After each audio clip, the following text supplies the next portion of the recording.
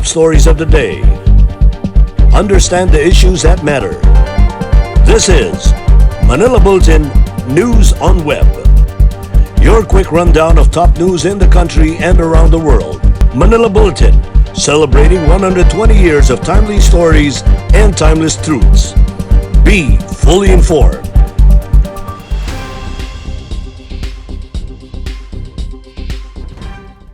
Hi, I'm Barbie Atienza. This is MB Now, and here are your news on web.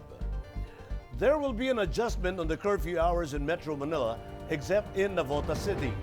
This is after Metro Manila Mayors agreed to reduce the new curfew from 12 midnight to 4 a.m. They also recommended to the Interagency Task Force for the Management of Emerging Infectious Diseases the new age range who will only be allowed to go out of their houses. Our correspondent, Jeffrey Damicog, has the details.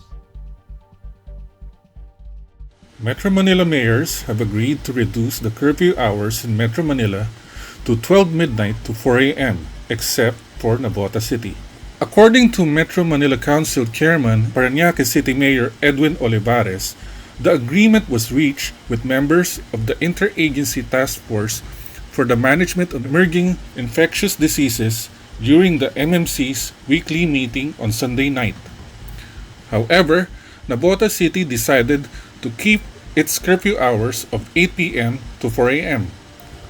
Metro Manila Development Authority General Manager Jojo Garcia meanwhile said the MMC has also recommended that residents aged 18 to 65 will be allowed to go out of their houses.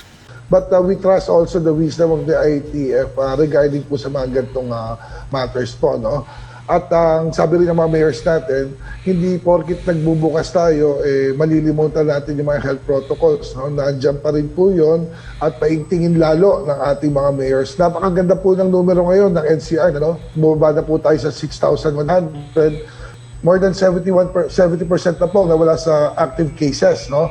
Maganda po ang numero. So we want to maintain it. Kaya nga gradual po talaga yung increase ng mga lumalabas at sinisiguro po ng ating mga mayors na yung health protocols po ay masunod. Garcia meanwhile said proper arrangements will be set to standardize the roads to be used by bicycles, which is turning out to be the preferred mode of transportation by metro workers. Katuwang po namin dito ang DOTR at DPWH. Sabi ko nga, madami tayong sinisimula, no? Ang mga local government units natin, yung mga bike lanes na rin, kasama po sila pag-usapan namin yung kagabi. Kung mapapansin nyo, sa San Juan, yung Ortigas Avenue, idediretso ng Mandaluyong yan hanggang Pasig, no? So ang ibig sabihin lang po, ang ating mga LGUs po, may kanya-kanya ng bike lanes. Ang problema, yung connectivity, no? That's why papasok po ang national government, may plano po tayo sa EDSA, pero hindi man po natin ito ilalagay ng basta-basta pintura lang. Kailangan talaga may safety at alam naman po natin, madaming pasaway din mga drivers. So we want to protect the riders, no? Malaking tulong po ito, no? Ito yung ating pinopromote po ngayon, ang paggamit po ng bisikleta para yung movement po ng tao, at least kahit papano, mapadami ang mga mode of transportation po nila. Meanwhile, the Metro Manila Council announced that all cemeteries will be closed from October 29 to November 5. For MB Now, this is Jeffrey Damicog reporting.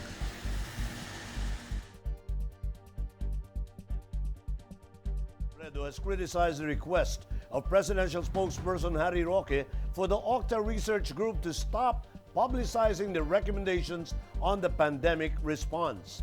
The OCTA research team, composed primarily of faculty members and alumni of the University of the Philippines and the University of Santo Tomas, has been regularly issuing reports on the COVID-19 situation nationwide. Roque said the group does not have the same number of experts working with the Interagency Task Force on Emerging Infectious Diseases, and his statement came after the OCTA team recommended to implement stricter lockdown measures in particular areas where there are said to be an increase in COVID-19 cases. During her weekly radio program over DZXL, the Vice President disagreed with Roque in discouraging the local research group from publicizing their recommendations.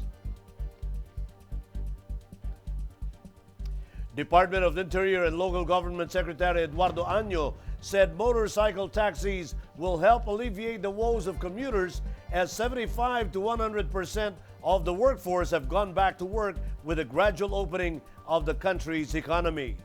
With a one-seat apart riding capacity rule for public transport, Año estimated that around 400,000 commuters will be stranded as shops and other business firms start to operate.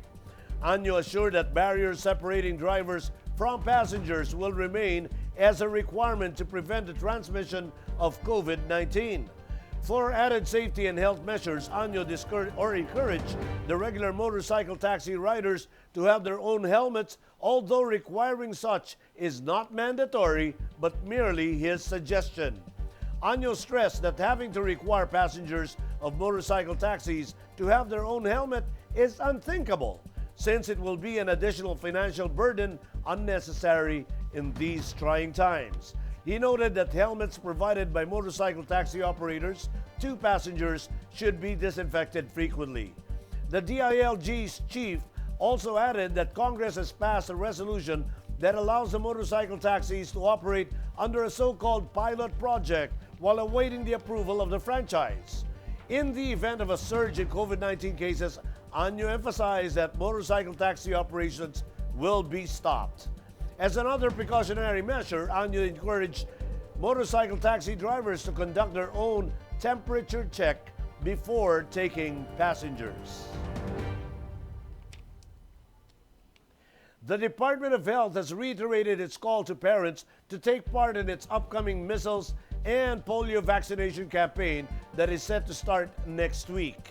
DOH Secretary Francisco Duque III said that the protection of children against vaccine-preventable diseases is equally important during the time of COVID-19 pandemic.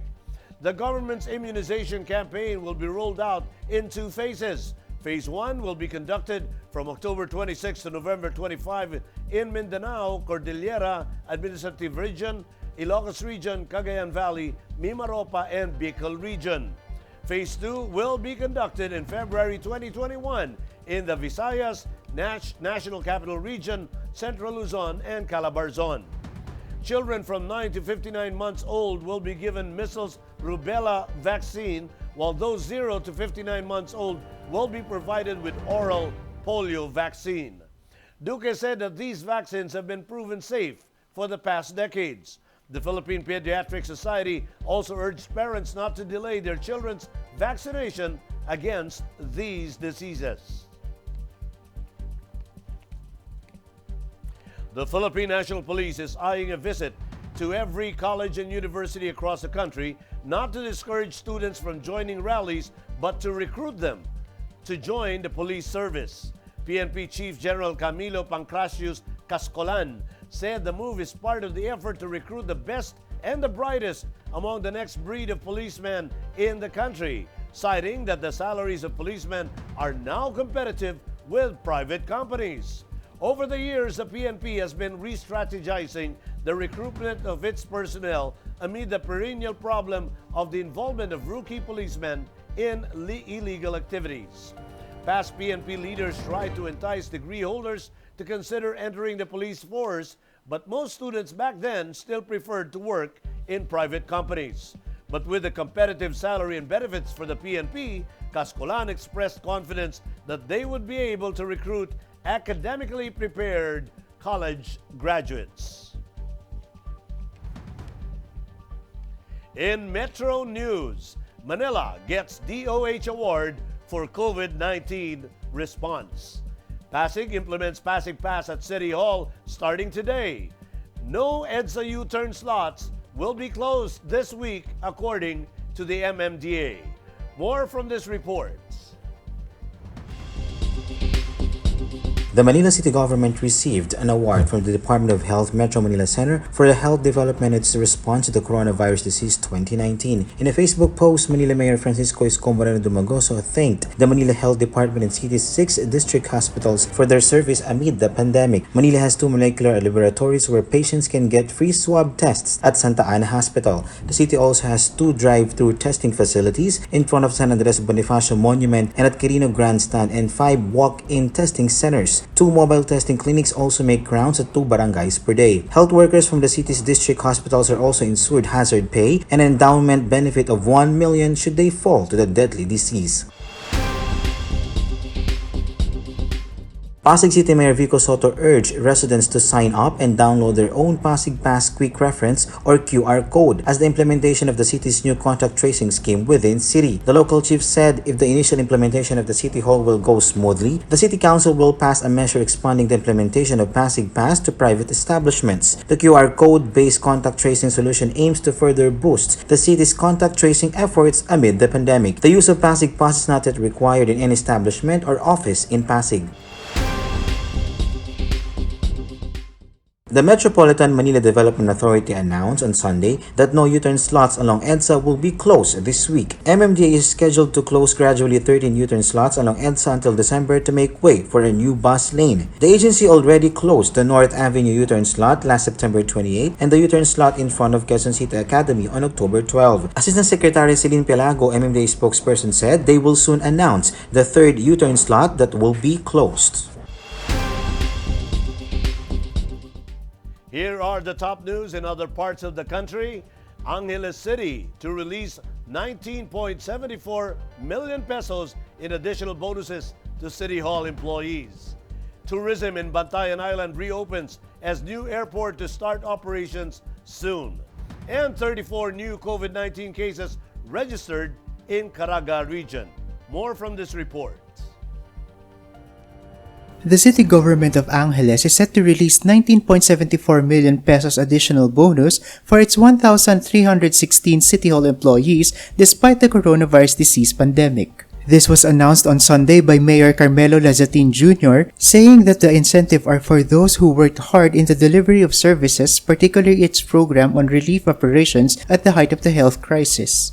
Lazatin cited the importance of releasing the bonus and other incentives for the year as a means of ensuring that the employees have financial security amid the pandemic. Commercial operations of the Bantayan Island Airport are set to start by the end of 2020. With the ongoing construction of the airport's 1.2-kilometer runway extension project located in Barangay Ocoy, Santa Fe Town, the airport will be able to accommodate 60-seater commercial planes. Considered as the paradise of the north and cited as the most visited tourist site in Cebu province by the DOT, Bantayan Island, particularly the town of Santa Fe, is highly reliant on tourism, which is why Cebu Governor Gwen Garcia reiterated her stand on gradually reopening Cebu's tourism industry to help the local economy bounce back. The number of coronavirus disease cases in northeastern Mindanao or Caraga region continued to rise with 34 new cases recorded. According to the Department of Health Center for Health and Development, Caraga region now has a total of 2,225 confirmed cases of COVID-19 with 778 active cases and 96 deaths. The DOH also disclosed that Caraga region also has a total of 1,351 recoveries. In world news, US 2020, Trump visits Nevada and California while Biden campaigns in North Carolina. Thai pro-democracy protests continue under state of emergency. And Saudi woman makes world's largest coffee painting. Let's watch this report. President Donald Trump and rival Joe Biden hit the ground to swing states that will decide the U.S. election as the campaign turns increasingly vicious 16 days before voting. Trump hopping on Sunday from Nevada to California and then back to Nevada for a day of rallies and fundraising before moving on to Arizona on Monday. He also plans rallies later in the week in Pennsylvania and North Carolina. An infrequent churchgoer, he attended services on Sunday in Las Vegas where the congregation prayed for him. Meanwhile, Joe Biden, a practicing Catholic, attended Mass with his wife Jill at their church near Wilmington, Delaware, before walking outside to visit the grave of son Beau, who died of brain cancer in 2015. Limiting his own campaign itinerary due to pandemic concerns, the 77-year-old Biden then flew to North Carolina for a pair of events.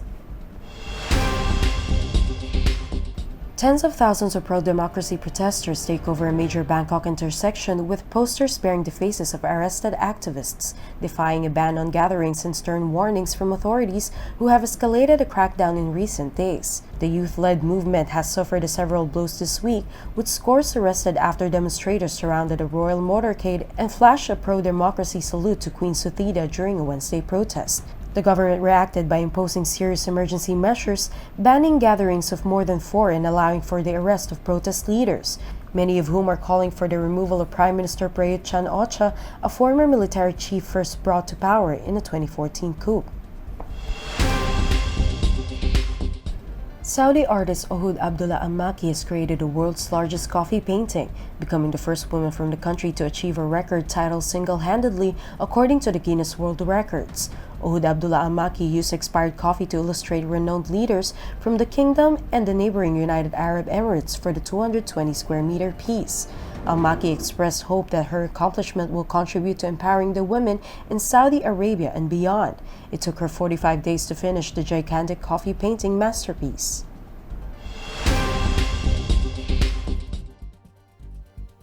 In entertainment, Ariana Grande will be releasing a new single and album this month. On her official website, Grande posted 2 countdown clocks, one for her single and another for her 6th studio album. The first countdown ends on October 23, while the second ends on October 30. The pop diva also posted a cryptic post on Instagram Sunday, which shows her typing the word "positions" on a keyboard. Earlier, Grande also tweeted that she can't wait to give her fans her new album this month. In sports, some were probably wondering why Coach Tim Cone kept Japeth Aguilar on the floor even though Barangay Ginebra San Miguel already had the game won against Meralco last Sunday night. After Ginebra's 105-91 victory at the Angeles University Foundation Sports and Cultural Center, Cone revealed he let Aguilar out on the floor the whole time for him to get in shape.